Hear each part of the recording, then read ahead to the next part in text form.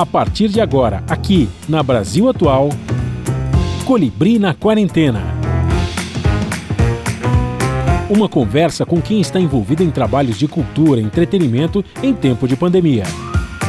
Colibri na Quarentena, um momento para refletir e se reinventar, na música, no teatro, no cinema e em todas as expressões de arte.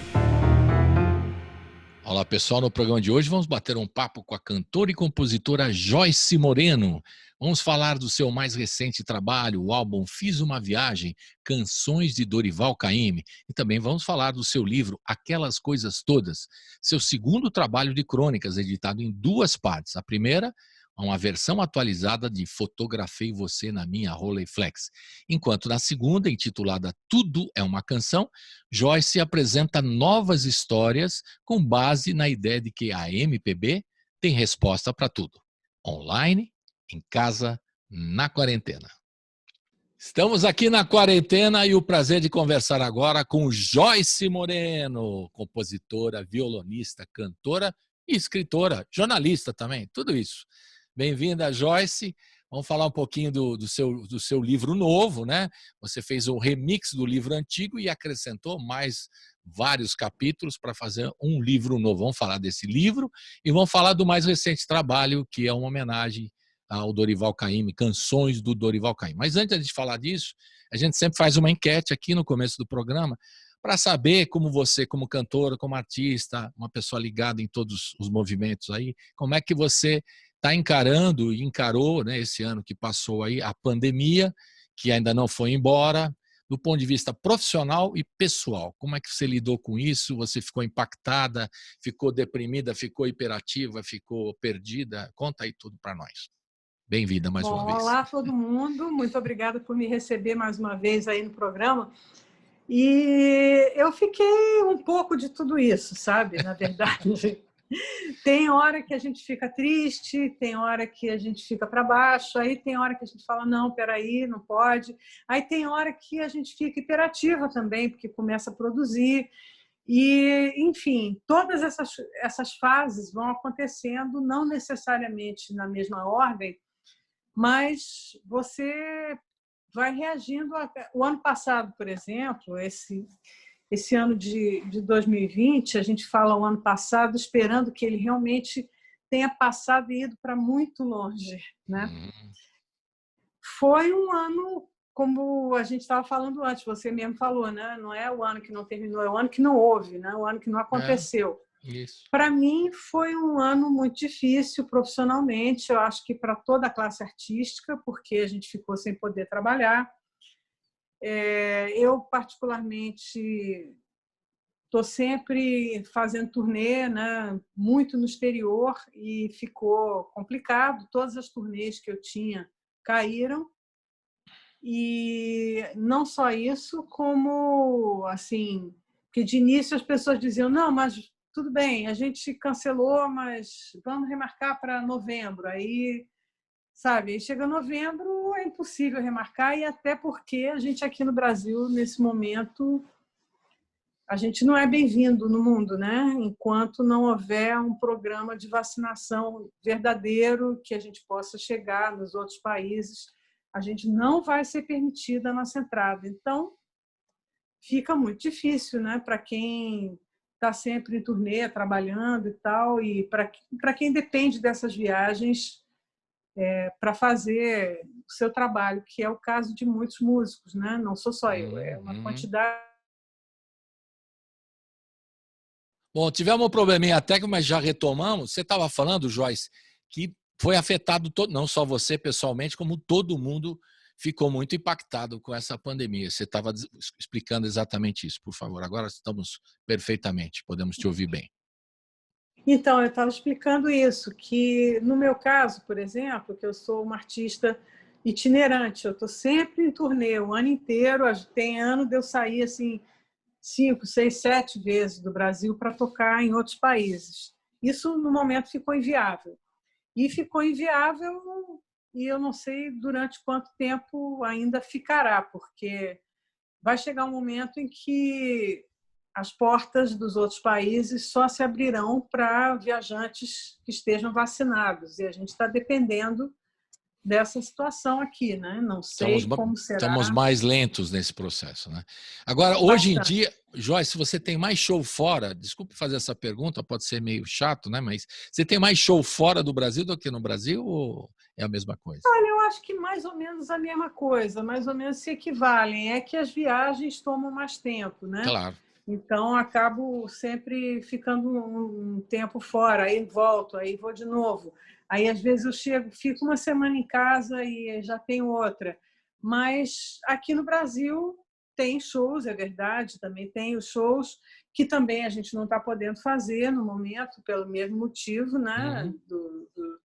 Evitando os voos, quer dizer, até poderia, mas sem público, você vai viajar para uma outra cidade para fazer um show onde não tem ninguém assistindo e, sabe, você vai correr um risco de entrar num avião que a gente já sabe que os voos, como diminuíram em número, ficam lotados, não se respeita muito bem esse negócio do distanciamento. Então, todas essas coisas são questões que a gente acaba tendo que pensar, né?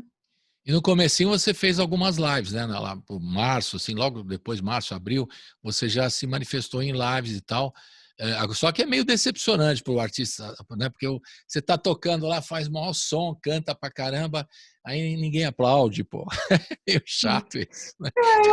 Fica olhando para uma luzinha, né, Joyce? É meio estranho, né? No mínimo, né? Não, mas olha, eu vou te falar, isso nem me incomoda muito, não, porque você fica vendo, né, que tem 300 pessoas assistindo e as pessoas começam a mandar comentário. Isso é legal. O que me fez dar um tempo nessa questão das lives é que, de repente, primeiro que foi uma coisa que eu fiz logo no início da quarentena, pensando muito em ajudar a manter a saúde mental das pessoas, o que, de fato, as lives fazem, né? Depois, a coisa da live ficou meio banalizada, ficou uma coisa meio comum, e aí começou a ter aquelas diferenças, né? Isso é um negócio que eu acho muito doido, né? Aí tem as lives de alto luxo, né? Que com equipes enormes, com não sei o quê. Patrocínios e escambau. Você vê que é um negócio super produzido e certamente muito bem pago. E tem uma série de artistas fazendo as lives em casa, em condições mais precárias e sem ganhar dinheiro, sem ser pago por isso, e aí bota uma conta bancária ali e fala contribuição solidária, o que é um negócio que dá uma impressão horrível, sabe? Parece que você está passando chapéu, pedindo um favor, quando, na verdade, você está fazendo um bem para quem está ouvindo. Pois né? Então, enquanto essas coisas não se resolverem melhor, assim, eu estou evitando essa coisa da live. Que é complicado, né? E também alguns que fizeram com patrocínio aí, eu posso até citar, eu não vou citar o nome, os sertanejos, estou fazendo que nem você no livro, não cito, aquele cara, mas eu não falo. Os caras fizeram uma live e tal, quebraram a cara, ficou um monte de gente infectada. Uma desgraça, desgraceira. Então, e os caras fizeram uma graça ali, olha, estamos fazendo uma super... Quebraram a cara e ficou uma coisa até constrangedora, porque eles acabaram, os funcionários, a turma que trabalhou no entorno do show, ficou toda contaminada, né? E do ponto de vista pessoal, você tem que dar algum corre assim, ajudar algum amigo, essa turma do grupo de risco? Eu sou grupo de risco, eu tive que ficar aqui em casa, não podia ir no estúdio mais, ficar tudo quietinho aqui. Você teve que dar um apoio a alguns amigos? Como é que você se organizou nisso, da família e tudo mais? Família, a gente mais ou menos, uns apoiam os outros, né? Que família tem que ser um negócio meio assim, né? Naturalmente, eu fico muito preocupada com, especialmente, o pessoal como se diz, o pessoal da graxa, né? O pessoal Isso, turma da graxa, a gente falando. Né? Então, são produtores e produtoras, o pessoal que viaja junto com os artistas, né? O pessoal que está na técnica de som e de luz, o pessoal os holds que pegam no pesado, né? Então, eu já fiz parte, sim, fizemos vários artistas já juntos, né? Fizemos algumas lives todos juntos assim para levantar uma grana, para dar uma força para esse pessoal, porque são as pessoas que ficam realmente bastante desprotegidas numa hora dessas, né? E aí você fica pensando, puxa, é uma dureza mesmo Nossa. isso, né? Porque é toda uma cadeia produtiva ali que ficou desempregada, né? E aí você fica vendo a diferença dos países. Eu tenho uma filha que mora na Alemanha. O marido dela é músico, Uhum. toca numa orquestra. E o Estado, quer dizer, o governo alemão mantém essas orquestras pagando seus salários normalmente, ainda que não possa ter os concertos, ainda que não possa ter os espetáculos, entendeu? Ninguém está desprotegido ali, porque o Estado entende que a cultura é um bem essencial e que é importantíssimo que se mantenha isso. Então, eles estão fazendo gravações em pequenos grupos, e aí só o setor dos metais, agora só os trombones, agora só aí os arranjadores fazem arranjos específicos para aquele pequeno naipe ali, para que possa ser um negócio com distanciamento no estúdio. Sim. Aí grava o vídeo, manda, bota na rede, e as pessoas veem que a orquestra continua trabalhando, Claro. mas está trabalhando com segurança e tendo também essa segurança de ter o seu salário garantido, certo, né? Isso é um negócio assim que é um entendimento, né, que esses países mais desenvolvidos que a gente tem da importância da cultura. Verdade. Né? Porque a cultura é o que faz uma nação. Sabe, é o cimento, é a cola. Olha um país do tamanho do Brasil, o que cola todo mundo? Por que nós nos sentimos um país só? Por que o Nordeste não se separa do Sul, ou do Centro-Oeste, ou do Sudeste? Por que não há essa separação? Porque tem uma cola, uma coisa que nos liga, que é a nossa cultura. Essas culturas locais todas se juntam e a gente se transforma num país ali, uma nação. Então, isso faz toda a diferença, sabe? É burrice e é má intenção se você quiser tirar essa cola que junta o país, né? Não, e fora esse governo negacionista aí, do Inominável, que a gente não fala o nome, o Inominável, ele faz o quê? Ele despreza a cultura, ele não gosta da cultura, ele é contra a cultura, não gosta dos cantores, dos músicos, não gosta de ninguém da área de cultura. E aí você falou o termo, é uma burrice, porque é uma riqueza que o país tem. Você vai para o Japão toda hora, você vai para os Estados Unidos, a pessoa fala, a música Joyce Moreno, a música brasileira é uma riqueza e tal. E nós não sabemos que é uma riqueza, quer dizer, nós sabemos que é uma riqueza, mas eles não sabem que isso pode até gerar, e gera receita, e gera dividendos para o país. É uma ignorância, assim, não é só o negacionismo, é a ignorância até do ponto de vista econômico, né, Joyce? É uma ignorância. É uma ignorância, realmente, é uma ignorância e como eu falei, é má fé mesmo, né? Mas se vamos dizer, um dirigente entra num país e a primeira coisa que ele diz é que vai ter que desconstruir tudo, um país que já construiu tanto, né? Você vê essa questão das vacinas agora, né? A classe médica se manifestando, porque nós temos um sistema de vacinação que é exemplar para o mundo, né? Tivemos durante anos e anos e anos, inclusive nos anos dos governos militares, eram militares que, de um modo ou de outro, estavam preservando, querendo, apesar de autoritariamente e tudo que a gente sabe que aconteceu, mas havia uma preservação da saúde pública, por exemplo. Exato. Né?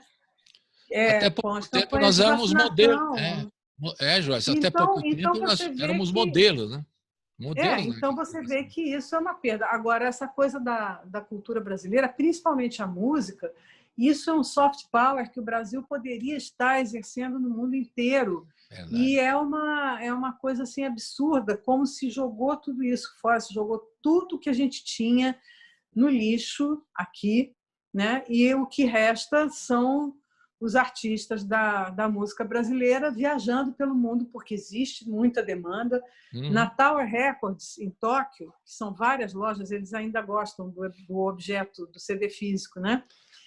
Então, você vai em Shibuya, por exemplo, que são 5 andares. Tem um andar que é só para música brasileira. Eu fui lá, você está falando, Então, exatamente pois isso é. aí. Então, você vê que esse interesse existe e o país não aproveita. Aí você destrói, por exemplo, deixa pegar fogo o Pantanal. Olha o que você está jogando fora, cara. Você está jogando um patrimônio do país e do mundo, um destino turístico importantíssimo que já vinha sendo mal administrado há muito tempo, mas que agora simplesmente arrisca não existe mais, né? É. Então, Nossa. assim, por quê? Para quê? Qual é o sentido disso? É uma questão, sinceramente, é uma questão patológica. Eu só posso ver dessa forma. Pois é, Sabe? eu imagino para você, eu vou pouco para o exterior, mas você viaja, eu fui para o Japão e fiquei impressionado, o que você falou é pura Tower Records lá, vários andares e tal, Uhum. a paixão pela bossa nova por você, por vários músicos, pelo choro, é Pelo impressionante, choro, pelo pelo samba, pela samba, música do Nordeste. Eu tenho um amigo japonês que ele toca zabumba num grupo olha de só, forró em Tóquio. Entendeu? E é muito bom, é é muito claro, legal pra caramba. Então você vê que, sabe, por que não aproveitar tudo isso? Por que não? Os Estados Unidos, que são o grande modelo para a gente, né? Que uhum. o brasileiro, de um tempo para cá, ele só quer ser americano, né? Norte-americano, porque americanos todos somos, né? Mas somos americanos do Sul, mas ele quer ser norte-americano, não sabe que, a partir da Segunda Guerra Mundial, o país, os Estados Unidos da América, começaram a enviar seus artistas de jazz, de cinema, de tudo, para o mundo, para que o mundo começasse a se interessar por essa cultura. E é uma dominação cultural que eles estão exercendo até hoje, direto. Verdade. E que a gente poderia estar em pé de igualdade no mundo com eles, porque sem a ajuda de ninguém, que nunca tivemos, na verdade, nunca. Eu não vou nem dizer, mas antigamente. Não, não tem essa de antigamente. Só que agora é o plano de destruição, mas antes era apenas o descaso. Mas nunca tivemos. E exercemos isso brilhantemente no mundo inteiro, sem a ajuda de ninguém, sem nenhum governo ajudar. O pessoal fica falando, porque é lei, porque o dinheiro público. Que dinheiro público, meu amigo? Eu vou para o Japão contratada pelos contratantes japoneses. Não tem Uhum. dinheiro público de ninguém, não. Sabe? É ridículo isso, ridículo. A gente tem que aprender muito ainda. Os japoneses são um Oh, exemplo de mostrar como a tem nossa. mesmo. Eles mostram para nós como é rica a nossa cultura. Olha que absurdo, né? Mas é Pois verdade. é, Você tá vai lá, vendo você só? vê aquela loucura. Eu vi É, músicos tocando choro lá direitinho, os caras lá tocam é, super bem, tocam imagina. super Tem. bem, né? Teve aquele Luizinho Sete Cordas, você conhece, do choro Uhum. aqui de São Paulo, que ele foi dar aula de sete cordas. Ele disse que no primeiro ano ele foi lá, todo mundo assistiu, legal. No segundo ano já estavam tocando com ele. No terceiro ano que ele foi, os caras estavam tocando para ele já. Os caras evoluíram Então, demais, pô. É isso, pô. é isso. É isso. O último trabalho que eu fiz esse ano, que foi em março, e depois com a pandemia não pude fazer mais nada, né? Foi na Finlândia. Eu fui fazer um concerto com uma big band de lá, estou falando Oslo, Oslo é na Noruega, peraí. Oslo Oslo é o é o disco. disco. Oslo você gravou no É disco. o disco. Bom, mas enfim, eu cheguei lá na Finlândia e Helsinki, fui Helsinki. fazer. Helsinki, obrigada. Ok, É pois não. tanto lugar que a gente vai que eu esqueço. Tem uma cidade que eu amo, que chama Tromsø, que fica na Noruega, lá perto onde Ah, tem a aurora boreal. A gente já tocou lá sim. várias vezes. Aí chega uma hora que você começa a confundir todos, né? Aí você começa a chamar Hello, Tromsø, você está em Helsinki, aí Hello, Oslo, você está na Pega a mão, Suécia. cuidado, cuidado. Não pode, tem que prestar atenção. Mas, enfim, essa Big Band de Helsinki, eles têm uma academia, um conservatório maravilhoso, onde eu já dei outras vezes, já fiz workshops lá e masterclass e tal. E esse ano eu fui de novo dar uma masterclass e uns workshops lá. E aí, isso toda vez acontece. Você chega na universidade, Suécia, Dinamarca, Estados Unidos, que eu fiz isso na Berkeley também, vários outros lugares. Você chega lá e pergunta, vamos lá, qual é o repertório do Brasil que vocês querem? Ah, olha, bossa nova a gente já conhece tudo. Então, choro também a gente tem aqui, a gente já está estudando, não sei o que. Aí vai indo, eles falam, bom, a gente quer suas músicas mais novas, porque isso a gente ainda não conhece. Então, vamos Queremos lá. Joyce Moreno, pois não. Seu repertório mais recente, porque o mais antigo eles também já sabem. Então, tem esse problema. Aí é assim que vai, entendeu? É um negócio que legal. impressionante. Você vê, a gente tem o clichê de que no exterior se valoriza a cultura brasileira, que eu odeio esse clichê, mas é uma verdade. É verdade, é verdade, pura verdade. É isso. Bom, antes da gente começar a falar de outros assuntos legais aqui com você, Joyce, vamos falar de outro patrimônio que você escolheu, um patrimônio da música popular brasileira, o Dorival Caymmi, para fazer e lançar esse trabalho que você gravou na Noruega e está lançando, né? É o mais recente trabalho que você está lançando nas plataformas digitais, está lançando um disco em homenagem às canções do Dorival Caymmi. Fiz uma Viagem, é o nome do disco, né? E aí eu queria que você falasse um pouquinho do Dorival, antes da gente ouvir a primeira, eu escolhi aqui Maracangalha, que é um clássico, lindíssimo, né? Você fala um pouquinho, né, do Dorival. Eu me lembro uma vez, uma entrevista que o Caetano fez com o Dorival Caymmi num documentário em Roma, né? Feito, e o Caetano faz uma provocação. Dorival, você estava lá com a Carmen Miranda, você estava um pouquinho com a Bossa Nova, você nos ajudou na Tropicália, você está em todas? Aí ele respondeu, porque sou baiano. É uma figura. É tudo isso porque sou baiano. O Caetano, com toda, né, o jeitão dele, que é baiano também, e falou, então tá bom. Porque ele falou que o Dorival Caymmi, grosseiramente, né, estava em vários momentos da música brasileira. Não é verdade? É verdade. Ele é um autor que não deixa de ser moderno nunca. Ele é um autor único, em primeiro lugar. Eu acho que ele tem características, assim, principalmente nas marinhas dele, nas canções marítimas dele, né? Sim. São canções. Ele realmente não tem seguidores, né? É um negócio muito impressionante, porque ele influencia todo mundo, mas ninguém faz igual a ele. Ninguém, sabe? Ninguém segue essa linha dele, e é uma coisa que influenciou todo mundo. É muito impressionante mesmo. Ele era moderno nos anos 30, com a Carmen Miranda, nos 40, nos 50, na Bossa Nova, na Tropicália e até hoje. Até hoje. Impressionante, né? É uma coisa muito impressionante. Então, realmente, quando eu trouxe para mim esse repertório, que é um repertório que eu ouvia quando eu era criança, porque na minha casa, minha família ouvia os discos do Dorival, do próprio Dorival. Então, Maracangalha, a gente tinha lá em casa, anos 50, minha infância, 78 rotações, minha mãe comprou, que era Maracangalha de um lado e Fiz uma Viagem do outro. Gravei as duas. Então, eu ouvia quando era criança, depois, na adolescência, que eu cresci, eu adolesci ouvindo a Bossa Nova, vinham as versões do João Gilberto, para o Caymmi, né?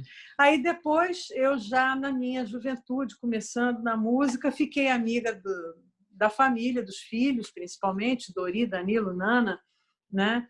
Então, para mim, ele era o seu Dorival, tinha maior respeito do seu Dorival, da Estela, porque tinha esse negócio, né? Eram os pais dos amigos, né? Mas eu frequentava a família, né? Então já é um outro olhar. Mas hoje eu vejo assim, eu fiz meus arranjos para esse disco, para que as canções do Caymmi viessem ficar mais com a minha cara, com o jeito que eu faço música, né?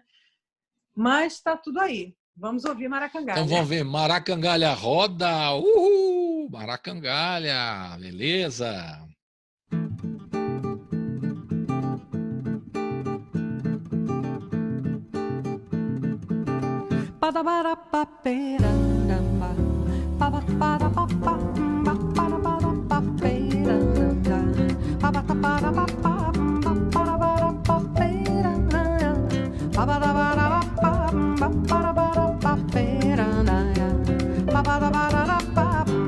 Maracangalha, eu vou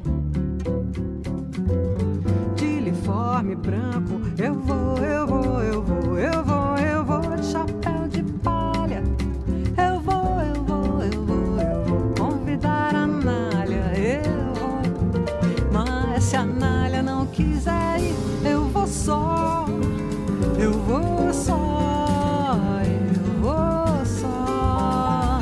Se a Nália não quiser ir, eu vou só.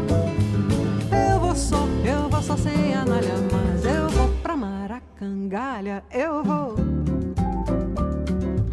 De uniforme branco, eu vou de chapéu de palha. Eu vou convidar a Nália, eu vou. Se a Nália não quiser ir, eu vou só. Eu vou só. Se a Nália não quiser ir, eu vou só.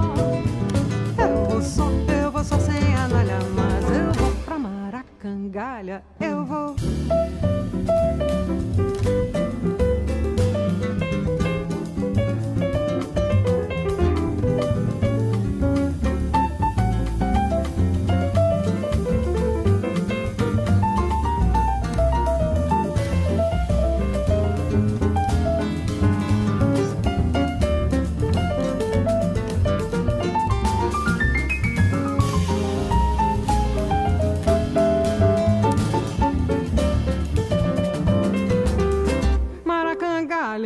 Eu vou de uniforme branco.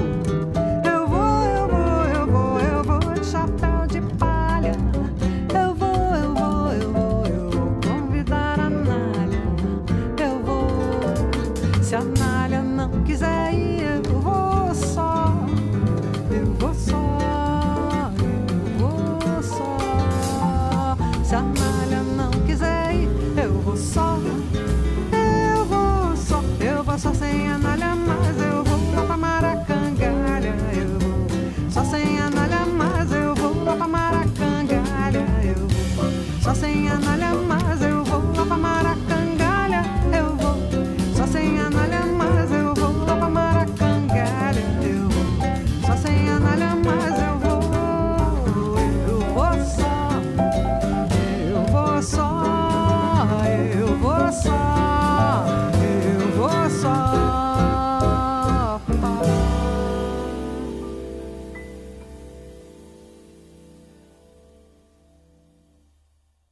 Estamos de volta aqui com a Joyce Moreno, falando do mais recente trabalho, Fiz uma Viagem, canções do Dorival Caymmi, né, que a gente acabou de ouvir, Maracangalha. Também vai falar do livro Aquelas Coisas Todas, que é uma delícia esse livro, que eu estou lendo, estou no meio do livro já, estou na segunda parte. A primeira parte é um remix, daqui a pouco a Joyce vai falar. Mas quando você fala da infância, né, que foi importante para a infância do Dorival Caymmi, eu vou misturar um pouco, né? O livro também você conta com muito carinho todo a formação sua, você acaba contando, você acabou de falar também da sua mãe, dos discos 78 rotações, do carinho, né, pela música brasileira, e depois conviver com as pessoas que você admirava, né? No caso da família Caymmi, né? Que você é da geração, né, do Dori, especialmente, né? Dori, eu acho que é. Do Danilo. Danilo tem e Dori, a mesma idade que eu. A gente é do Danilo, mesmo ano. Beleza, então conviver com eles e conhecer a obra do cara deve ser uma maravilha. Como para nós, como jornalistas, né, entrevistar alguém que a gente admira, como você, por exemplo, é bem legal para a gente. É bacana, porque você, né, tem essa facilidade, e você tocando com o cara e conhecendo. Eu queria saber de uma coisa, não sei se você colocou na segunda parte do livro, na primeira, eu acho que você não colocou. É verdade que quem cantava na família era a Dona Estela, que era a maior voz da família? É verdade ou é cascata? Você conheceu a Dona Estela cantando, não? Olha, não, eu ouvi a Dona Estela cantando em gravações anteriores dela, né? Mas eu acho que ali todo mundo canta, sabe? É uma família canta bem pra caramba. Todo mundo canta pra caramba ali, vou te contar. Não tem ninguém mais ou menos, não. Inclusive ela, né? As gravações dela são muito bonitas. É porque as gravações antigas. É que quando fica uma questão assim da cantora, da família, né, Caymmi, né? Claro, a gente se remete, sempre vai pensar. Agora tem a Alice, a filha do Danilo, sim, né? Claro, que tá no Danilo, ramo. Claro. Né? Tem a Juliana, que é outra filha do Danilo, cantora. Exato, também, cantoras e tal. Né? E tem a Nana, a tia e tudo mais, né? Aí claro. Para desviar o assunto, a melhor cantora dos Caymmi era a Dona Estela, só para provocar. A família fala muito isso, eles falam muito isso. Mas ela realmente abriu mão da carreira, né? E assumiu ali o papel da família. Então, e você coloca já junto, você acabou dando o gancho que eu queria, sem querer. Você fala muito sobre essa questão, né, de convivência num mundo um pouco, não diria machista, mas um mundo dominado pelos homens, né? Que você tem que encarar em vários momentos, né? Uhum. Você começando, estagiária do Jornal do Brasil, que é uma cena bacana. Fiquei com super inveja você vendo o Lan desenhando. O Lan Do falecido meu agora, lado, do do seu meu lado lado. agora, o ano passado, foi embora com E ainda com 96. direito a palpite. Com direito a palpite. Olha, o que me deu de inveja nesse livro é uma loucura. Primeiro o Lan, né? Você vendo o Lan desenhar, que ele morreu, foi, deixa eu ver, Poucos meses novembro atrás. do ano passado. Novembro do ano passado, com 95 anos, aquelas desenhos, ele era Lan Franco, né? Ele era italiano e tal, Franco, e uma figura e tal, você vendo, e você começando no jornalismo, um ambiente ainda bastante machista ou não, né? O jornalismo do Jornal do Brasil, você deu sorte de começar também no Caderno B e trabalhando no Caderno B. A música era uma coisa muito do homem ali também, era difícil romper essas coisas, musicalmente falando também. Muito. Quando você chegar mais adiante, na segunda parte do livro, tem várias partes que eu falo sobre isso, né? Uhum. E principalmente se você é uma mulher compositora, instrumentista, arranjadora. Essas 3 características aí são consideradas... toda vez que eu estou escrevendo alguma coisa no computador ou no celular, que eu escrevo arranjadora, o corretor corrige para arranjador. É muito engraçado. Corretor machista, pô. Como se não existisse o feminino para essa palavra, sabe? Olha que loucura. Então, assim, eu sempre tive um pensamento muito de músico, de pessoa que pensa a música. E então, quando eu canto, quando eu toco, quando eu crio um arranjo, quando eu faço uma harmonização diferente para uma música, como eu fiz aí, né, em várias faixas desse disco aí do Caymmi, né? E eu estou exercendo um papel que, teoricamente, pelo menos quando eu iniciei a minha carreira, não era para eu estar nesse lugar. Entendi, né? você então, meio deslocada assim, a figura. Foi preciso muita batalha. Eu só fui... meu primeiro disco é de 1968 e eu fui assumir esses papéis todos no meu disco de 1980, que é o Feminina. Olha. E que muita gente acha que foi o meu primeiro disco. Não foi. Mas ali, todos os meus saberes e todas as minhas possibilidades estão ali, naquele disco, fazendo tudo que eu sei fazer, tudo que eu sabia fazer naquele momento e continuei aprendendo para tentar fazer cada vez melhor, né? Então, isso posto, eu acho que fica de 68 claro, né? até depois, quando você lança Feminina em 80, só em 80 que você mostra, olha aqui, ó, Só em 80 eu pude ter esse controle e exercer esses papéis todos que eu sempre pretendi exercer antes. Bom tempo, né, Joyce? Você rompeu, 13 anos, né? Você rompeu uma barreira e hoje tem muitas compositoras, eu vejo cantoras, né, que começaram a fazer interpretações de outros artistas, mas elas mesmas já estão assumindo, não, eu gosto de compor também para me expressar melhor. Não, hoje em dia, eu acho que foi legal ter ajudado a abrir essa porta, porque hoje em dia tem muitas mulheres, grandes arranjadoras, grandes instrumentistas, grandes compositoras, está cheio delas. Então, o Brasil sempre foi um país de grandes cantoras, mas hoje ele também é um país onde tem mulheres exercendo todos esses papéis.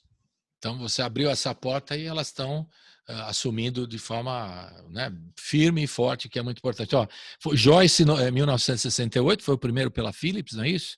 Depois, Encontro Marcado, 69. Depois Posições com o grupo A Tribo, 71, é isso? Vai me corrigir. 2 faixas nesse disco só. Depois Joyce, 71, foi um compacto simples. Nelson Ângelo e Joyce, 72, não é?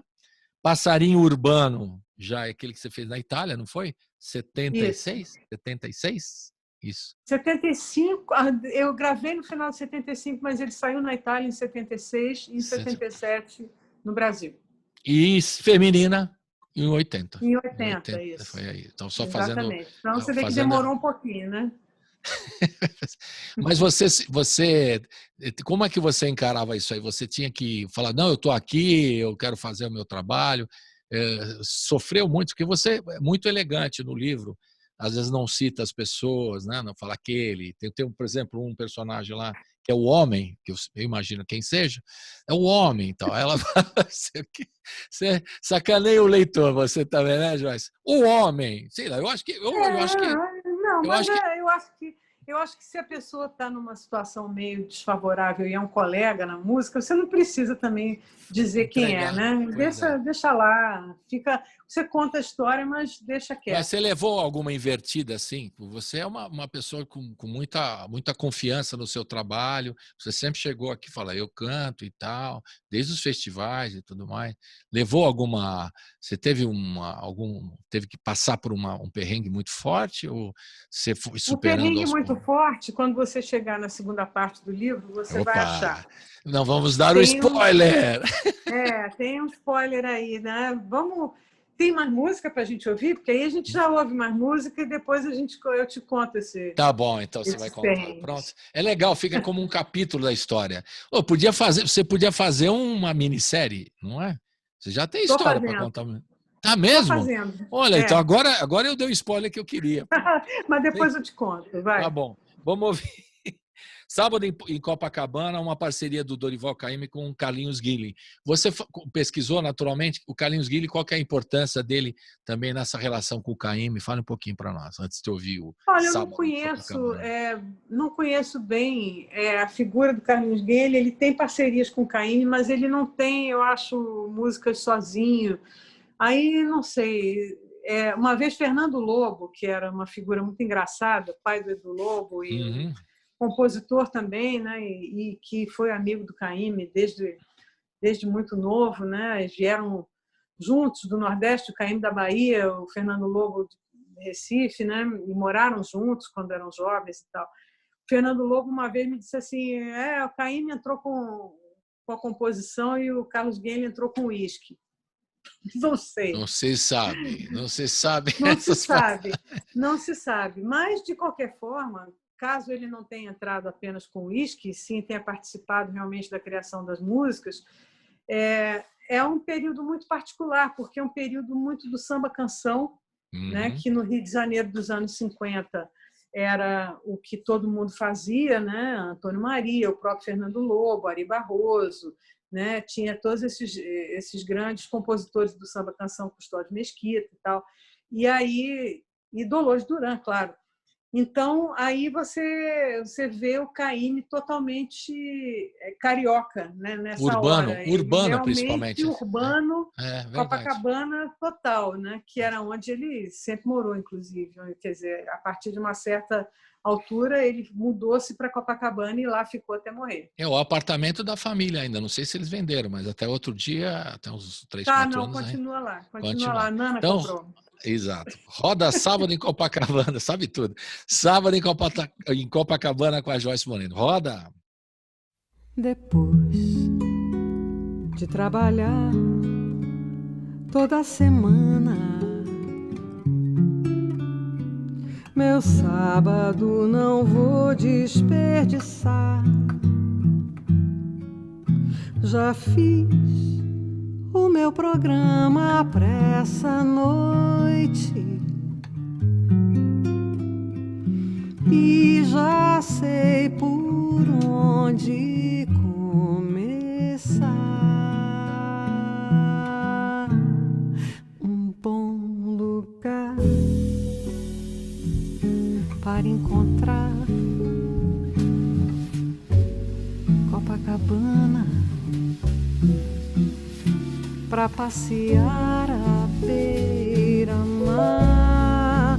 Copacabana, depois um bar à meia luz. Copacabana, eu esperei por essa noite uma semana, um bom jantar,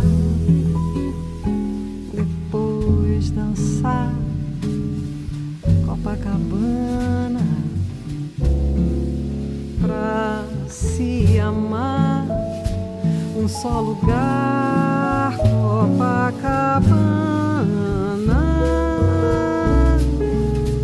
A noite passa tão depressa, mas vou voltar lá pra semana, se eu encontrar um novo amor, Copacabana.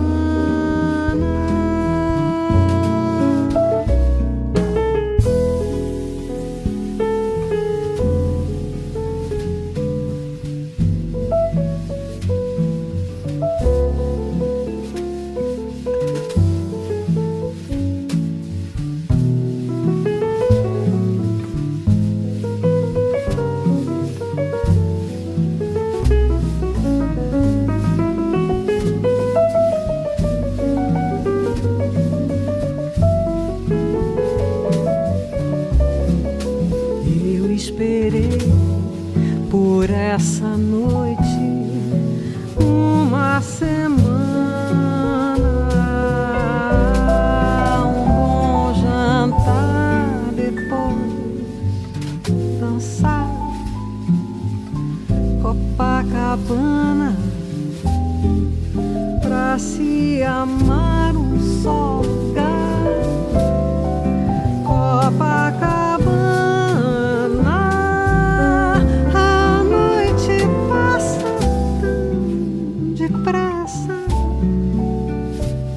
Mas vou voltar lá pra semana, se eu encontrar um novo amor, Copacabana.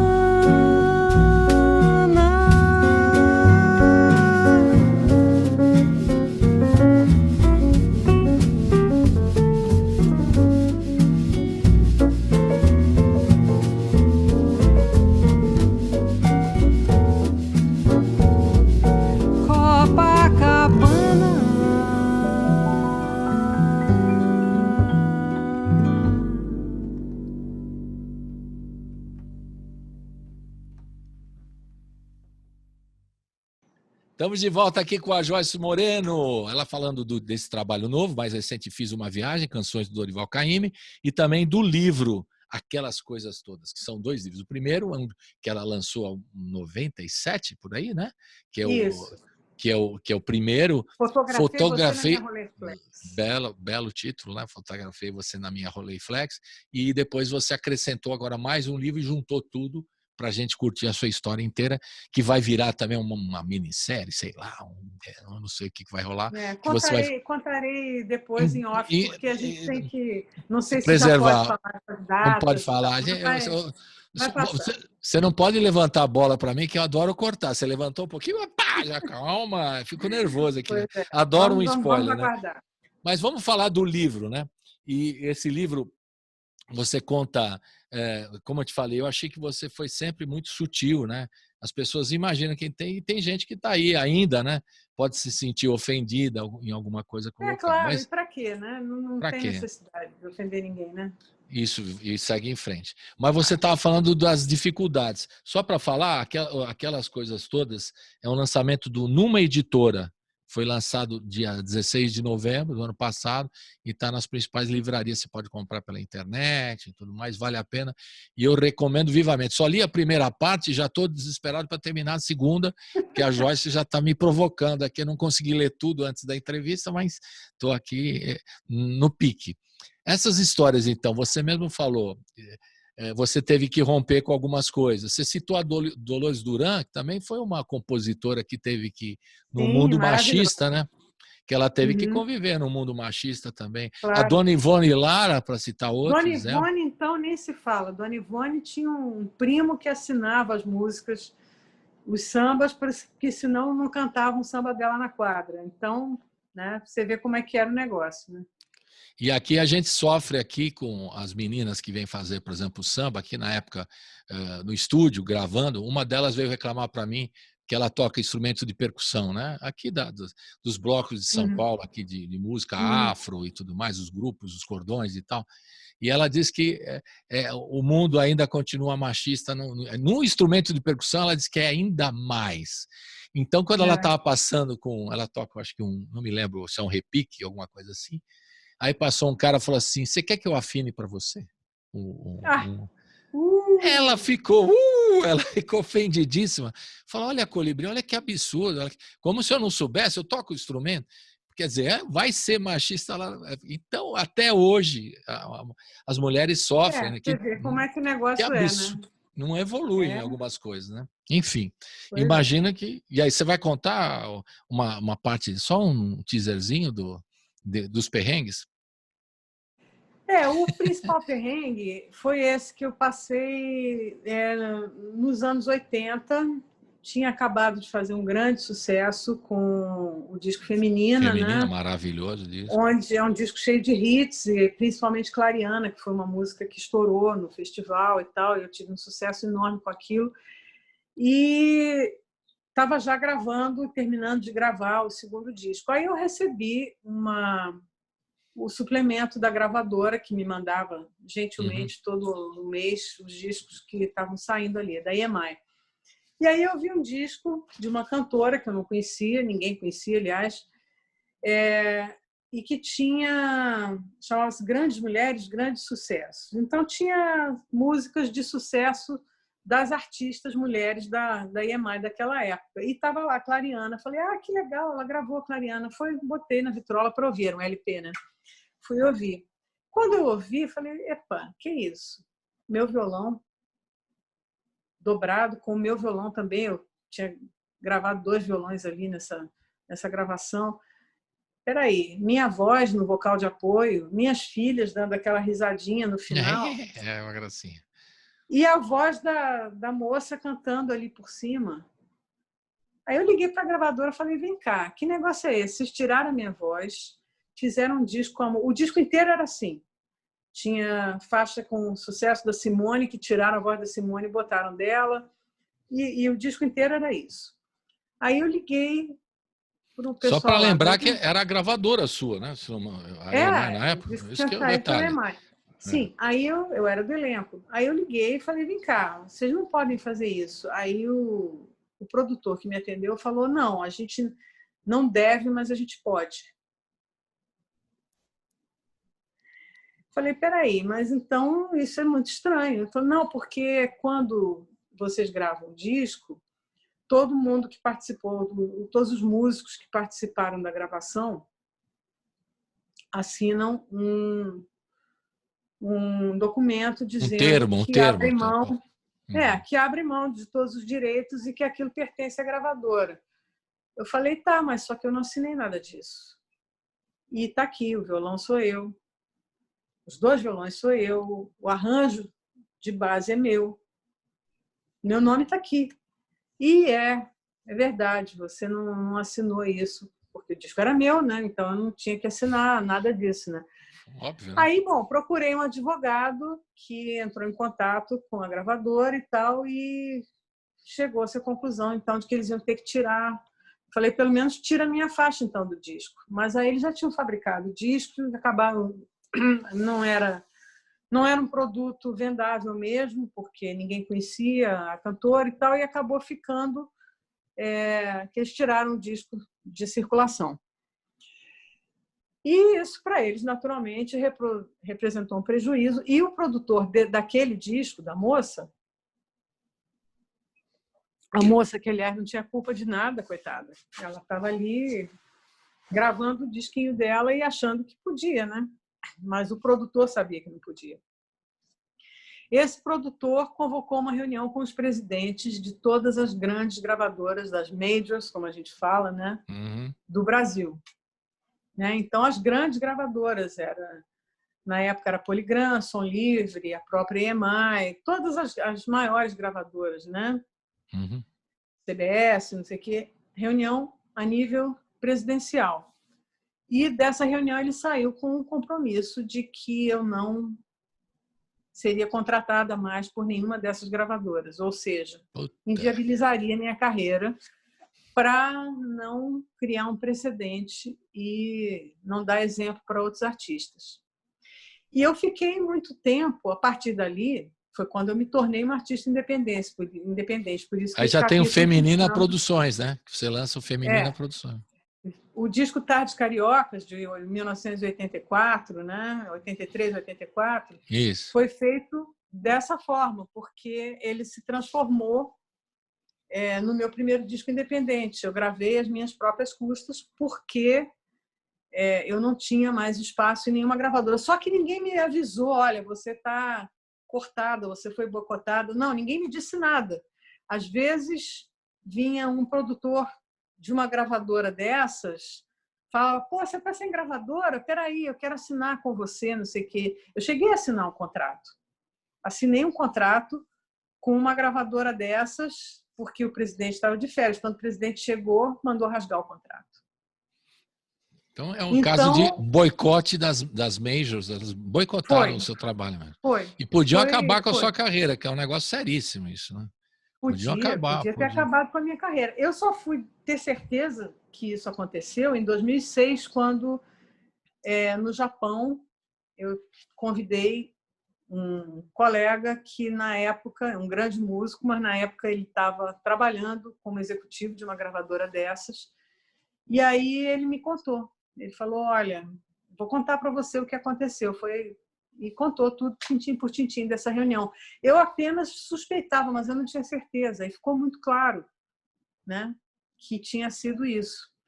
Eu só voltei a gravar numa major em Nova York, na Verve, que é o braço jazzístico da Polygram na época, né, que agora se chama Universal, mas na época chamava-se Polygram. E os discos que eu fiz para eles, que foram 3, eles saíram aqui no Brasil pelo Departamento Internacional, como se fosse um disco de um artista estrangeiro. De fora, importando o seu trabalho. Exatamente. Não, o que é absurdo isso, Joyce, porque em 80, o Feminina é um descasso, é um disco, tem que estar, ele está entre os discos mais importantes, não só daquele ano, é fundamental. Tem músicas lindíssimas, é fortíssimo. E fez 40 anos agora, né? Em 2020, pois é, que é um descasso. Quer dizer, os caras boicotarem o trabalho de uma pessoa que, né, não é só a qualidade, né? Até mesmo é outra ignorância, vamos combinar. Lembra que nós falamos da ignorância lá atrás? É outra ignorância. Ignorância anda junto com má fé sempre. E eu vou te dizer que aí também eu acho que deve ter andado junto com o machismo, porque eu acho que se fosse um disco vamos dizer, os artistas da minha geração que estavam no topo comigo naquele momento, um Djavan, um Ivan Lins, não sei o quê, um Gonzaguinha, não sei se eles teriam feito isso não, sabe? Mas comigo, sendo uma mulher compositora, eles se sentiram no direito de fazer. Tá, então a história. Vamos ouvir mais uma do disco para mudar? Aquela que está nos 78 rotações. Tem Maracangalha do outro lado, Fiz uma Viagem. Fiz uma Viagem, que é uma viagem que tudo dá errado. Se a gente está falando de perrengue, aí tem uma música do KM que só conta perrengues. Vamos embora. Então, vamos lá. Tem tudo a ver, então, que nós falamos. Opa. Roda, roda.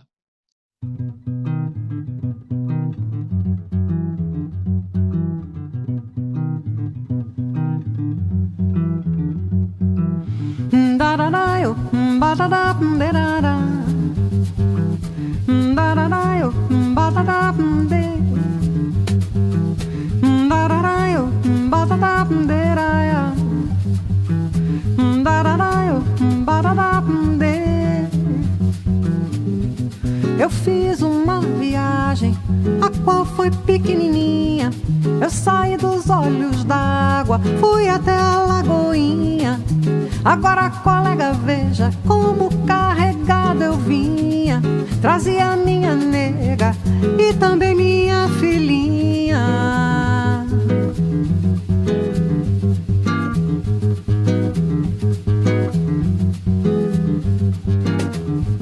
Trazia o meu tatu bola, filho do tatu bolinha. Trazia o meu facão com todo o aço que tinha. 20 couros de boi manso só no bocar da bainha. Trazia uma capoeira com 400 galinhas. 20 sacos de feijão e 30 sacos de farinha.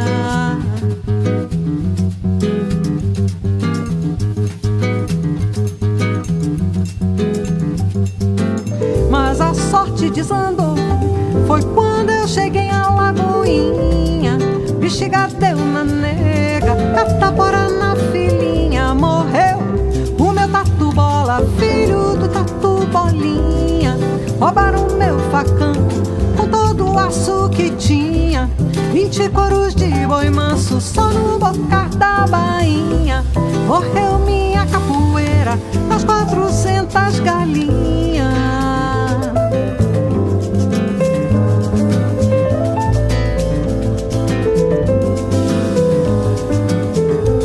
Orgulho deu no feijão, colega, e deu mofo na farinha.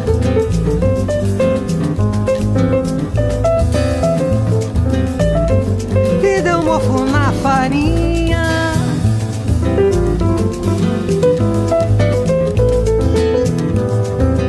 E mofo deu na farinha.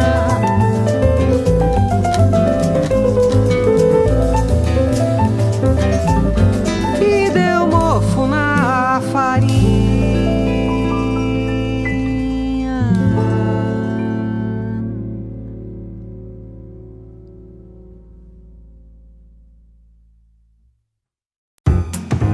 Você está ouvindo Colibri na Quarentena. Estamos de volta aqui com a Joyce Moreno. Ela está falando do disco mais recente, Fiz Uma Viagem. A gente acabou de ouvir a faixa, título, Canções do Dorival Caymmi. Também falando do livro dela, né? Aquelas coisas todas, que ela fez o remix do primeiro trabalho e agora acrescentou mais coisas, contando tudo, né? E tem um negócio legal, eu achei que você falou dos baianos, né? E a sua relação com o Tuti Moreno, tantos anos, né? Vocês estão firmes e fortes. Aí você brinca um pouquinho do jeito baiano ser. E ele te inspirou também, porque você já tinha essa influência do Caymmi e tal. O Tuti Moreno tem uma coisa, uma baianidade, ou ele já virou um carioca total? Já, ou ele é um pouco baiano ainda? Ele é um baiano, um baioca, vamos dizer Um baioca. assim.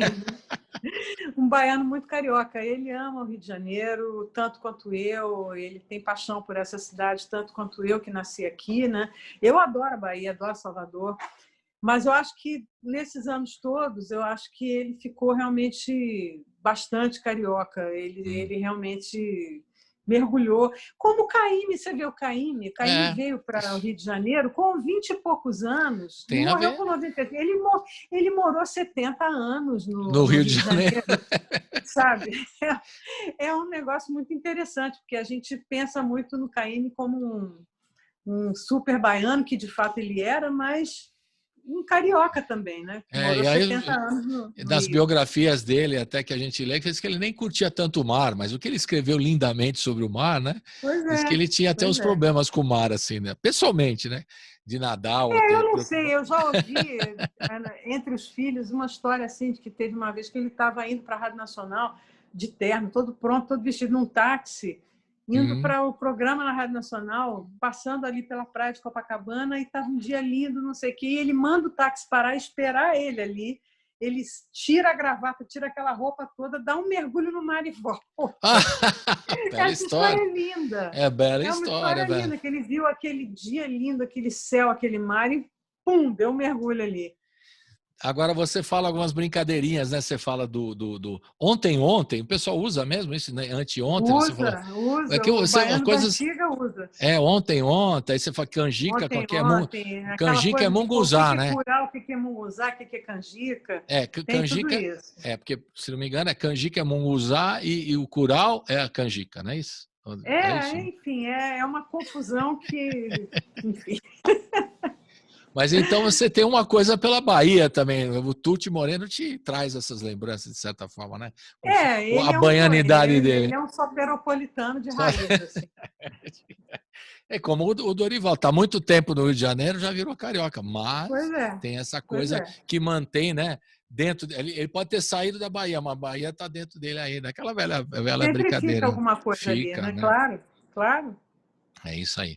Mas, Joyce, esse livro eu vou recomendar para todo mundo, né? Aproveitar essas férias aí, o pessoal ler, que é uma delícia, uma viagem. Você escreve todo o coração, contando assim as questões mais, né, familiares e tal. Tem um momento que você fala, que é outro momento que me deu inveja, tem várias invejas, mas invejas no bom sentido, né?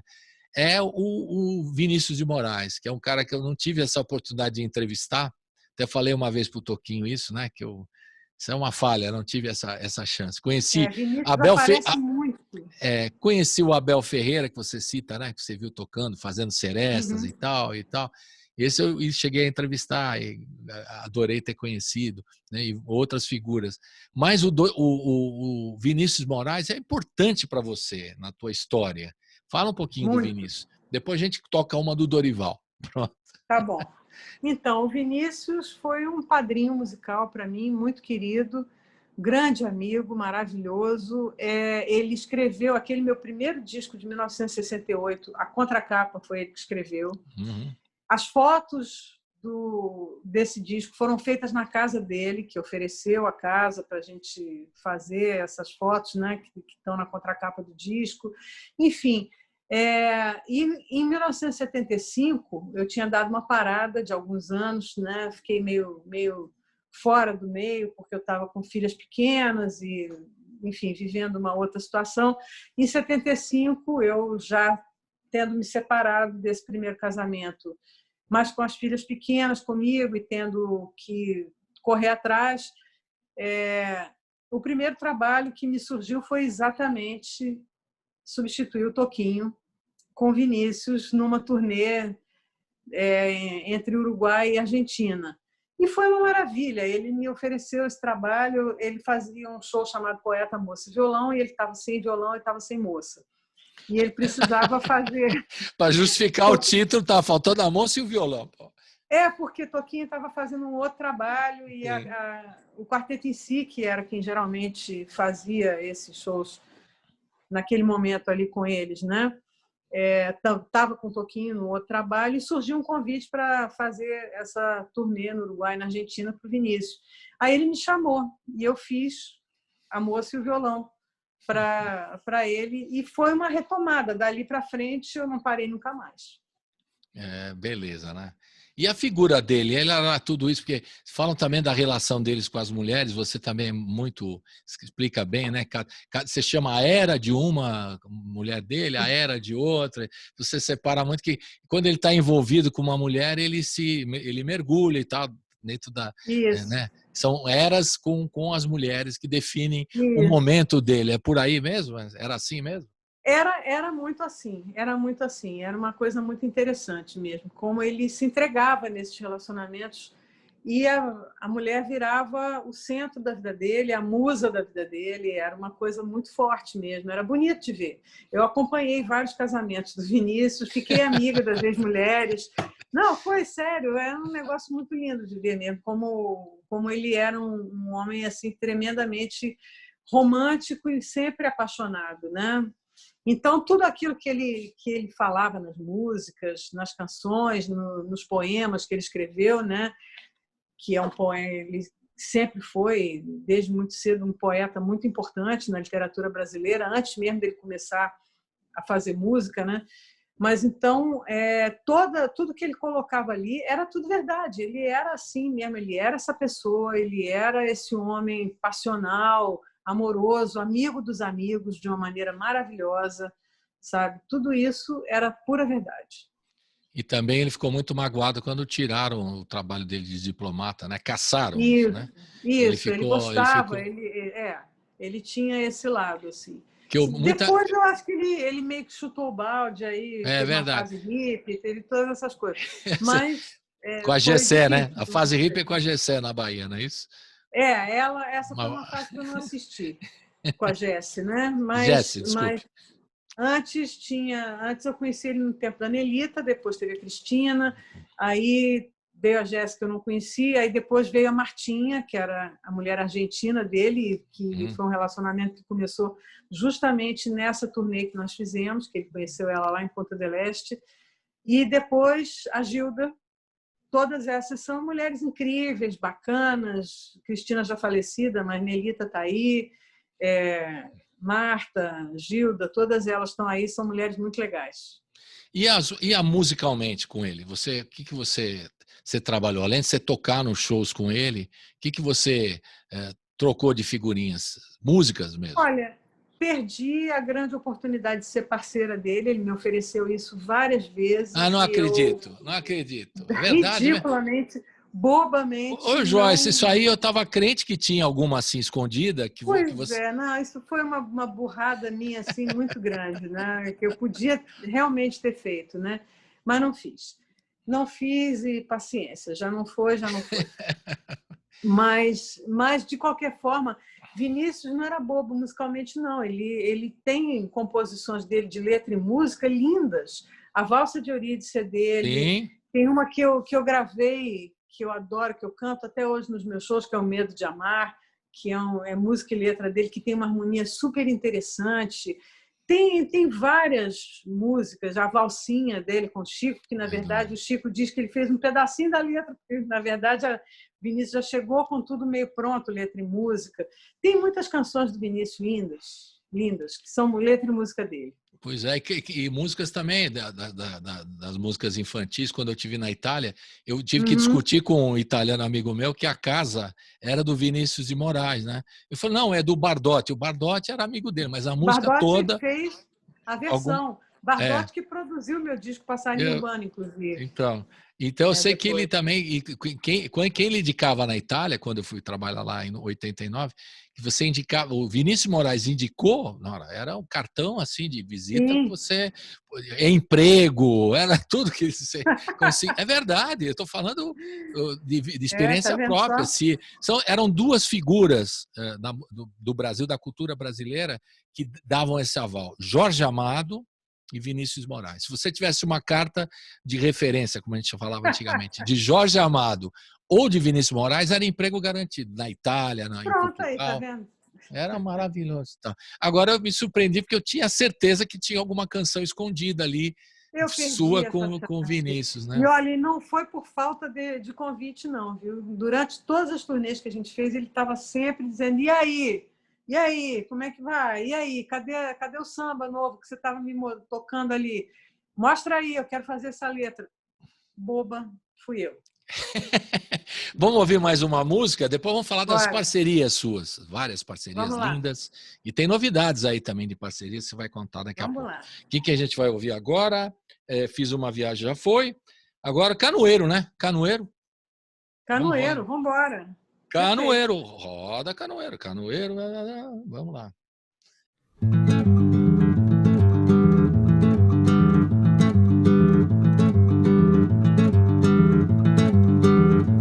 O canoeiro, bota a rede no mar. O canoeiro, bota a rede no mar.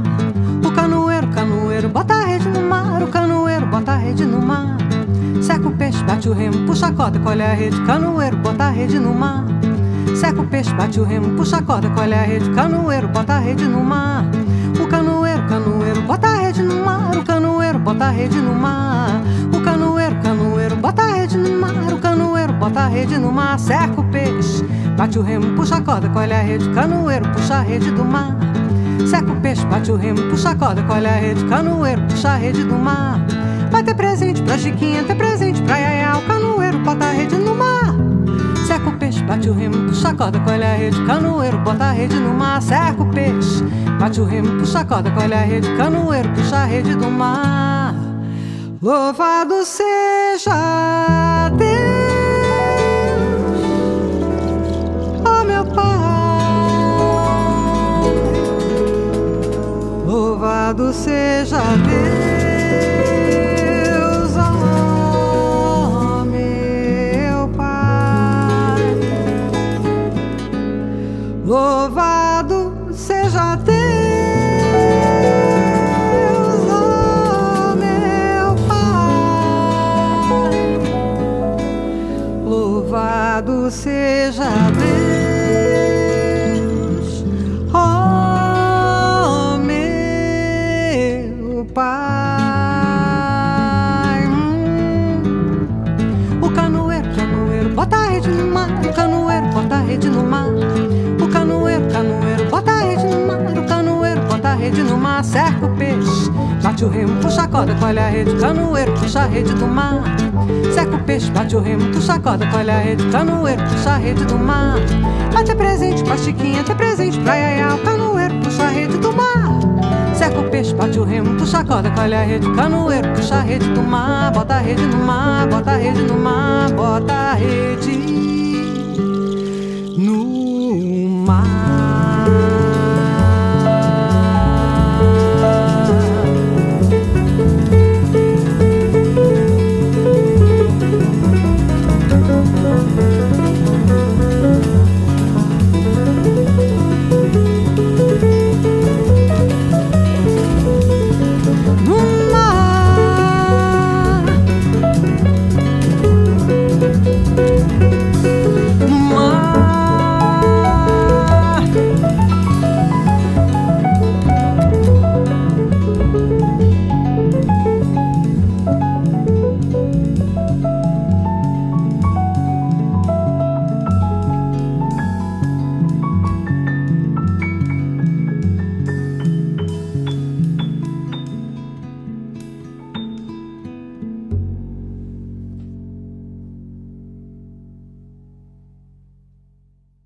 De volta aqui com a Joyce Moreno, falando do mais recente trabalho, Canções de Dorival Caymmi, Fiz uma Viagem, falando do livro e das parcerias. A gente falou do Vinícius Moraes, a figura encantadora, e, né, estamos falando sempre do Dorival Caymmi, que é o recorrente tema, mas eu queria falar um pouquinho das parcerias. Não rolou essa do Vinícius, tudo bem, bola para frente, mas tem novas parcerias que você está fazendo aí, que eu estou sabendo, tem uma turma nova aí que você está fazendo parceria. Você já pode adiantar alguma coisa?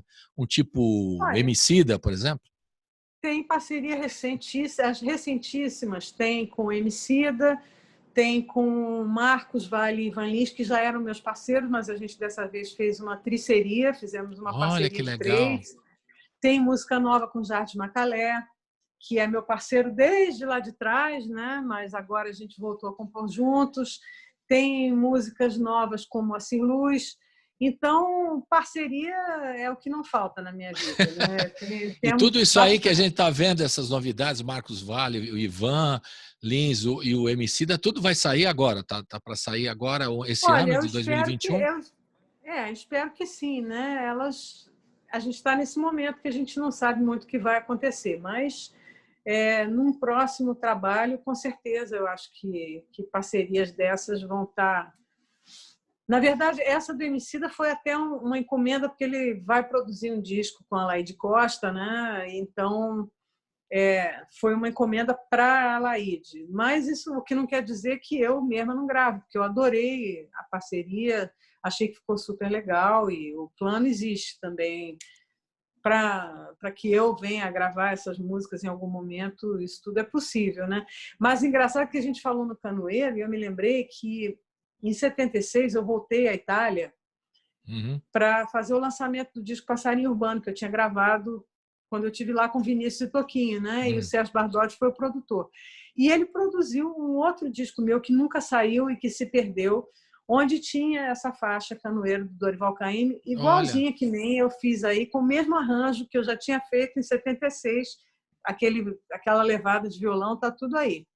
Mas em italiano, você cantando em italiano ou não? Não, cantando em português, cantando igualzinho, igual que nem fiz aí.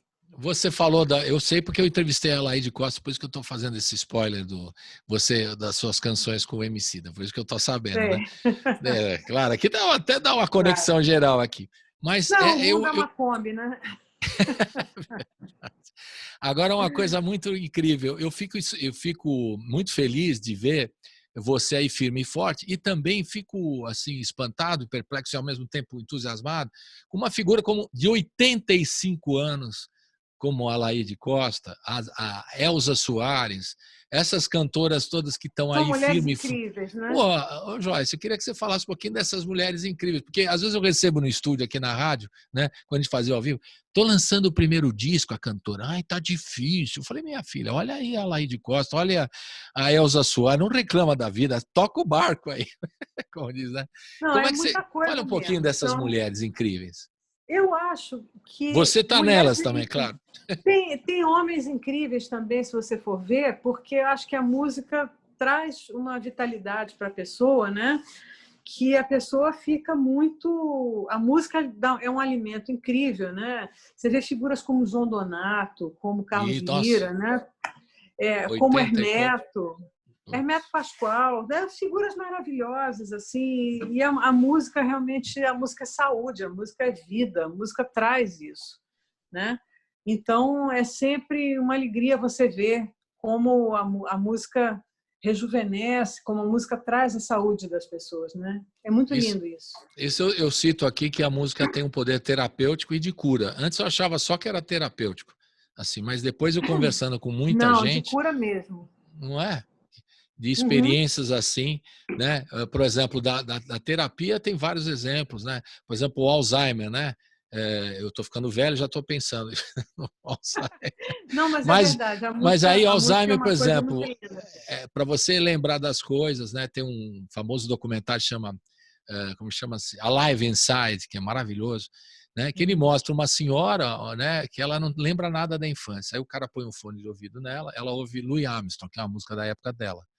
E ela começa a contar a infância dela toda, arrepia. Não, eu tive essa experiência de uma maneira muito bonita no Natal de 2018. Meu irmão, que eu aprendi a tocar violão vendo ele tocar, né? Ele nunca me ensinou, mas ele me ensinou sem saber que estava ensinando, né? E tínhamos uma diferença de idade. Quando eu nasci, ele já era adolescente e tal. Mas minha mãe, para consolar, deu um violão para ele. Ele começou a tocar e tocava muito bem. Ele era muito amigo do Menescal, inclusive. Foram colegas de escola e o Menescal tocava acordeon e passou para o violão porque ficou encantado com o que o meu irmão mostrou para ele ali, né? Meu irmão tocava aquelas canções do Garoto, né? Aquelas músicas daquela época. Então, eu cresci ouvindo isso. E a uma certa altura da vida, com 80 e poucos anos, ele começou a desenvolver Alzheimer. E nesse Natal de 2018, que ele já estava meio longe, né? Meio distante da gente, a família toda reunida, a filha dele, minha sobrinha, pegou o violão e começou a tocar. Aí passou o violão para o meu neto, que é músico, que é da ala bem mais jovem da família, mas toca super bem também e tal. Aí ele começou também a tocar. Aí, enfim, o violão começou a rodar, teve uma roda de violão na família, e eu peguei e comecei, eu falei, eu vou acordar ele. Aí comecei a tocar Rapaz de Bem, do Johnny Alf, que é uma música que eu aprendi com ele, porque ele ia no Plaza ver o Johnny Alf tocar. Quando eu comecei a tocar isso, ele, e começou a cantar com aquela letra, sabe, tudo. E aí, daqui a pouco, o violão estava na mão dele e ele estava tocando. Que emocionante isso. Foi uma das coisas mais lindas que eu vi, o poder curativo da música ali, o poder que a música tem, né, de trazer a pessoa ali de volta daquele lugar, né? Claro que depois ele acabou a noite, no dia seguinte ele já tinha voltado, mas naquele momento ele era ele outra vez. E você tocou na memória afetiva dele, né? Você foi direto no ponto, exatamente, né? Exatamente. Ele faleceu em 2019 por uma outra questão, ele levou um tombo em casa e, enfim, teve que fazer uma operação delicadíssima e tal, e de lá não voltou. Mas essa questão do Alzheimer foi muito interessante ver como isso, sabe, despertou a pessoa ali naquele momento. Foi muito emocionante. Legal. Então a prova não é no documentário, é a prova de realidade, não é só o documentário que mostra, maravilhoso. Isso é tudo verdade. E também as tudo músicas, tudo é verdade, né? Os documentários tem uma série chamada É Tudo Verdade, né? Uma série documental. E também tem músicas também nos hospitais, né? Que as pessoas também trabalham com a memória afetiva dos doentes, que é fundamental, né? É importantíssimo. Gente fazendo isso. Né? Muito. Você, por exemplo, está na minha memória afetiva, porque quando você fez Feminina, Clara e Ana, eu estava para nascer a minha primeira filha, né? Então, que legal. Que nasceu em 80. Então, essa música a gente acabou ouvindo. Clara. Também faz parte. Não é? Muito assim legal. Mesmo, faz parte, né? E para você, além do Dorival Caymmi, que você falou que era da sua memória afetiva, quem eram os outros compositores que formavam isso? Você falou na infância tem Caymmi, tem Noel Rosa, tem os sambas de carnaval do Rio de Janeiro, que aí vem Wilson Batista e todos aqueles, Ataúfo Alves, aqueles compositores todos que faziam o carnaval carioca nos anos 50, né? Aí, nos anos 60, vem a Bossa Nova, minha adolescência, né? João Gilberto, que para mim foi uma iluminação para toda a minha geração, né? Tom Jobim, é uma coisa apaixonante, Vinícius de Moraes, e aí vai, né? Vai que vai, né? E, como a gente falou no início, Caymmi sempre acompanhando essas fases todas, é interessante isso, né? Legal, Caymmi está em todas, né? Vamos ouvir Tá mais uma do todas. Caymmi? A gente Vambora. não tem solução, né? Não tem solução. Eu acho que é... Mais um samba-canção lindo do Caymmi, Pois olha é. só. Poderia ser uma alusão a esse governo do inominável, né? Não tem solução. Solução tem, é porque o pessoal não quer. É só tirar o cara. É só... Tem 50 soluções, mais de 50 soluções na Soluções né? É 50 engavetadas, isso mesmo, que o cara está em cima das... São muito bem colocado, Joyce. Você foi sutil, muito bem colocado. Então, roda, não tem solução. Uhul!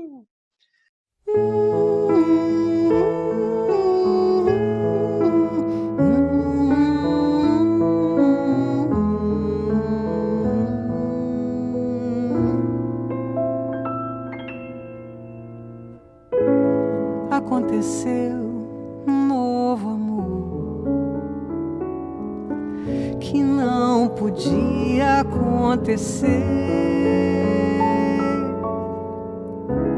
Não era hora de amar. Agora o que é que eu vou fazer?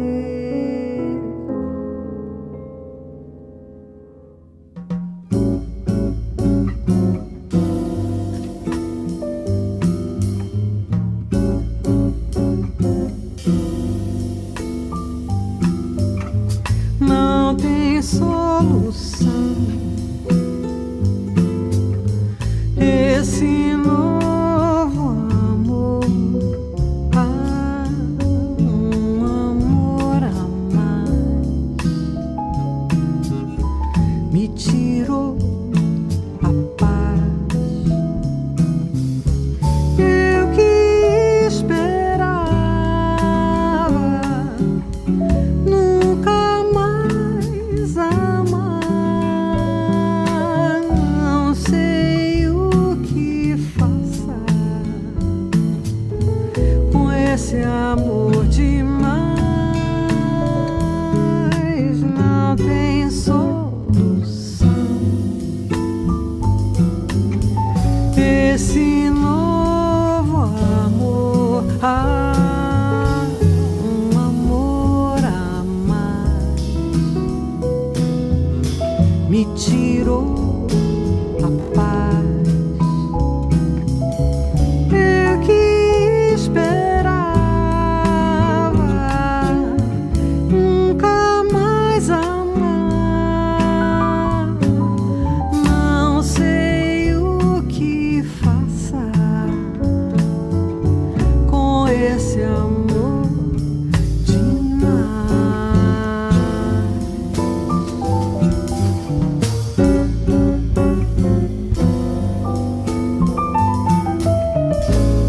De ba ba ba yo, de ba ra ba.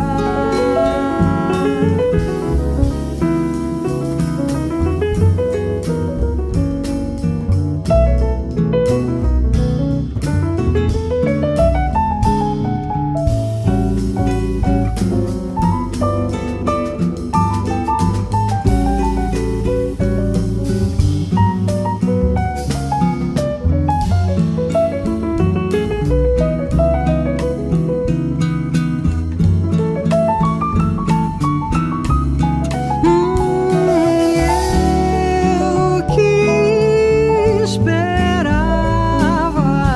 nunca mais amar. Não sei o que faça com esse amor demais. Não tem solução. Esse novo amor, um amor a mais, me tirou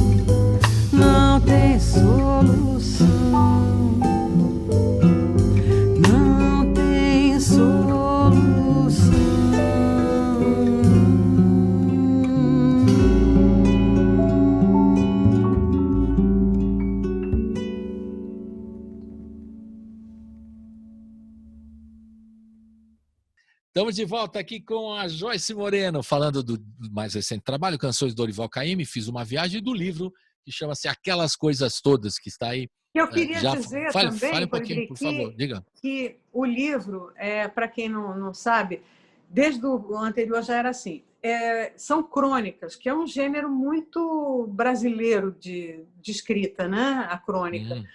E são crônicas e são memórias ao mesmo tempo, que rodam de várias formas, não necessariamente em ordem cronológica, né? Eu vou e volto no tempo. No segundo livro tem também algumas reflexões nessas crônicas, que não são exatamente, nem sempre são memórias, mas a memória sempre puxa um fio para uma reflexão, né?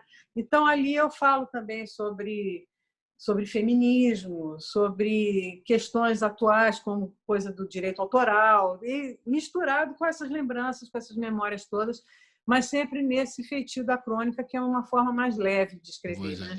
E uma delícia para ler, por isso que eu recomendo vivamente o livro mesmo, que é gostoso. Eu comecei a ler, não parei, recebi rapidamente aqui, alguns dias, 2 dias aqui antes da entrevista, e comecei a ler e não vou parar, agora vou seguir em frente, que é uma delícia mesmo. Você cita no livro, também você falou de direitos autorais, o Maurício Tapajós, né? Você fala dele, sim. que foi muito importante na Som Brás. Algumas memórias muito fortes de figuras da música brasileira que não teve tanto destaque, mas que você coloca junto, né, com os grandes compositores, figuras importantes, né, na luta pelo direito autoral, como é o caso do Maurício. Sim, claro. Na Som Brás e outros tantos, né, músicos importantes. Agora eu queria fazer uma pergunta no finalzinho aqui, antes da gente... Você fala de 1968, né? Que a gente falou no começo do Zuenir Ventura, o ano que não acabou, e esse ano que passou, que não existiu. Podia ter pulado. É verdade. Agora, você, na passeata dos 100 mil, está lá, né? A gente viu as fotos, você até está registrado no livro também. Né? Você está lá do lado, Chico Buarque, está o Vinícius Moraes atrás de você, está o Zé Rodrigues, não é? Isso, do outro lado, o Ricardo Vilas, que você conta, né? Tanto que era que cantava no quarteto com o grupo Momento 4. Momento 4, enfim, está todo mundo lá na passeata dos 100 mil. O que a gente tem que fazer agora? Você até já deu alguma dica. Os artistas podem se unir. Eu estou sentindo que na pandemia, como você falou lá para trás, para a turma da graxa, vocês têm se mobilizado, vocês todos, artistas de ponta, artistas importantes e fundamentais na história da música brasileira. Mas não está faltando ainda mais um movimento para agitar mais isso?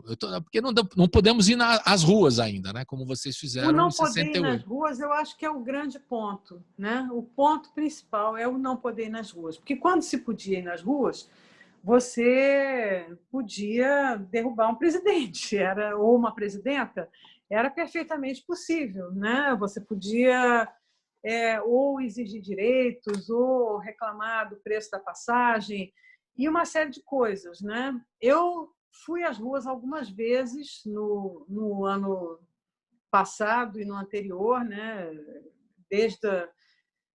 Quer dizer, na minha provecta idade ainda estive nas ruas algumas vezes. Por exemplo, eu posso te dizer, em 2018, no assassinato da Marielle Franco, as ruas foram tomadas aqui, né? E em outras ocasiões onde pareceu importante. Nesse momento, a gente está naquela coisa de assinar manifesto, né? Na minha rua aqui, no Maitá, no Rio de Janeiro, e nas ruas circundantes, tem um ano que a gente escuta, o ano inteiro, assim, gritos. Quando dá umas 8 da noite, tem uns gritos de fora, né?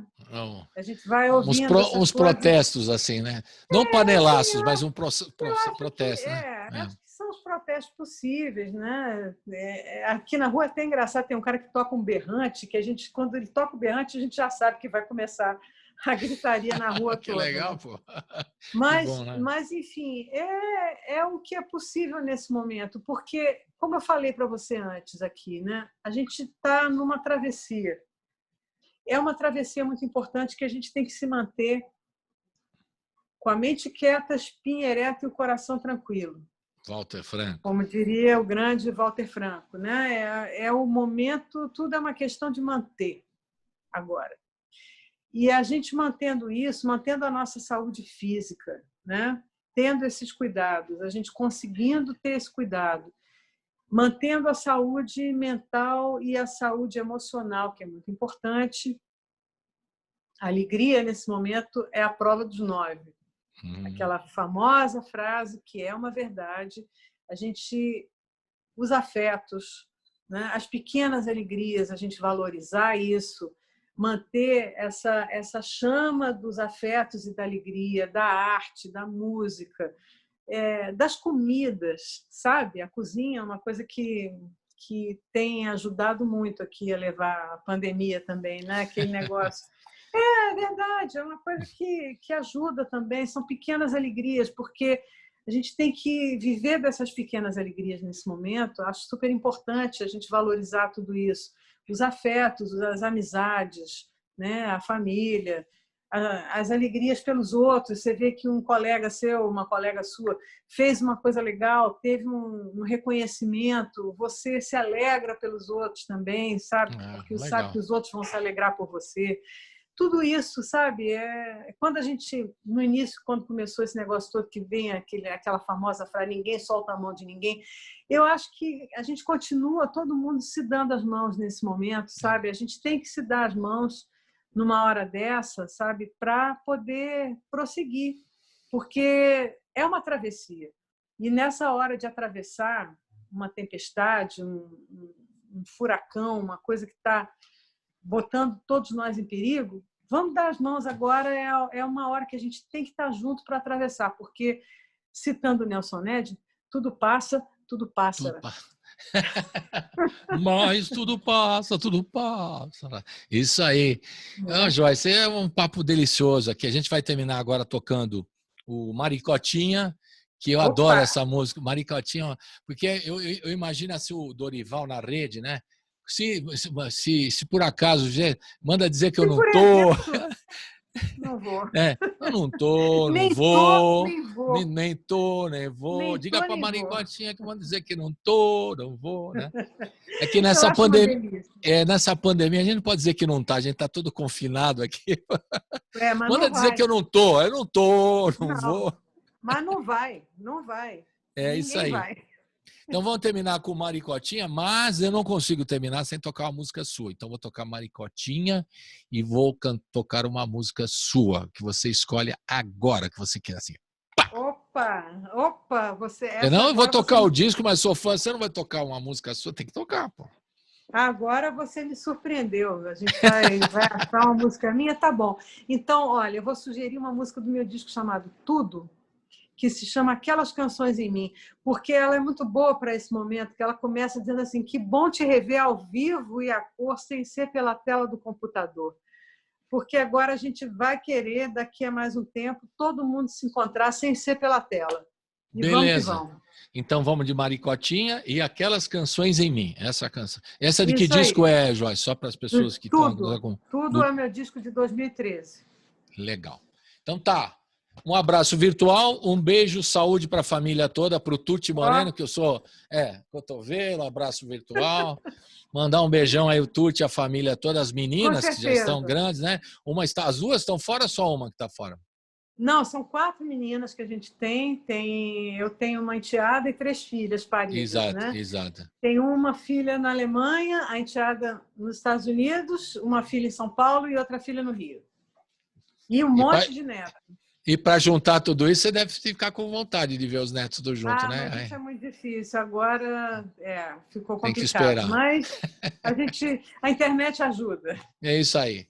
Abração virtual, saúde para toda a família e até a próxima, Joyce. Muito querido. Obrigado, querida. Valeu. Super beijo. Tchau.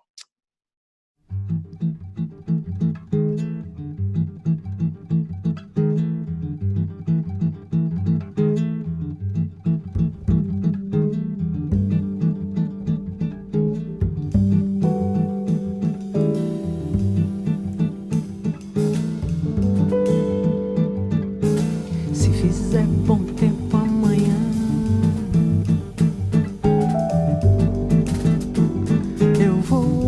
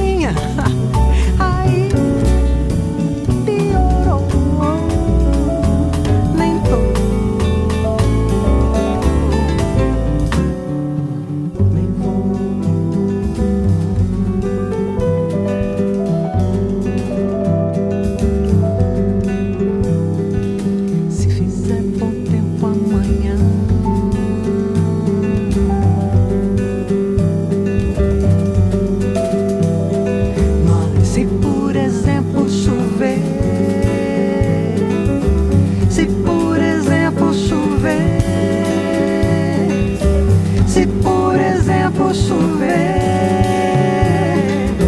se por exemplo chover,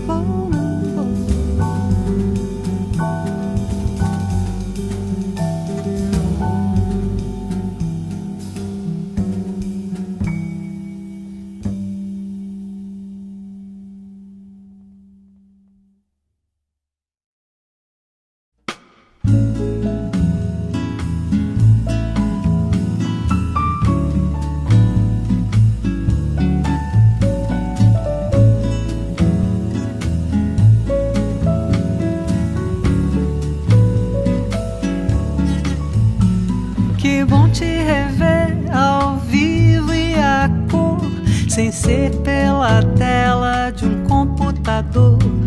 A gente se viu há um século atrás. A vida mudou, mas nunca é demais dizer que ainda guardo aquelas canções em mim, aquelas canções pra sempre brotando em mim. Um copo de vinho, um bule de chá. A casa é modesta, mas pode chegar. Tem flor no canteiro, cachorro e sofá, comida na mesa e o que precisar para alimentar aquelas canções em mim,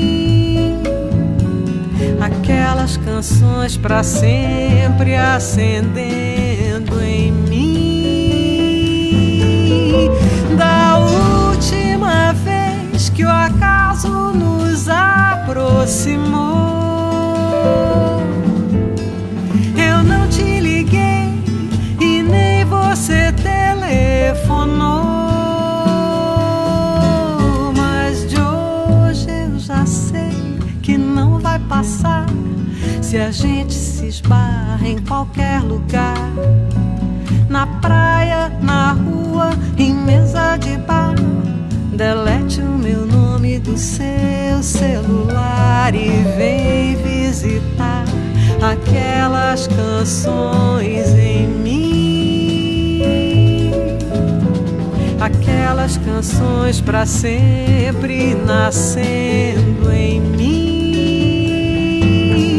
Da última vez que o acaso nos aproximou, te liguei e nem você telefonou, mas de hoje eu já sei que não vai passar se a gente se esbarra em qualquer lugar, na praia, na rua, em mesa de bar. Delete o meu nome do seu celular e vem visitar aquelas canções em mim,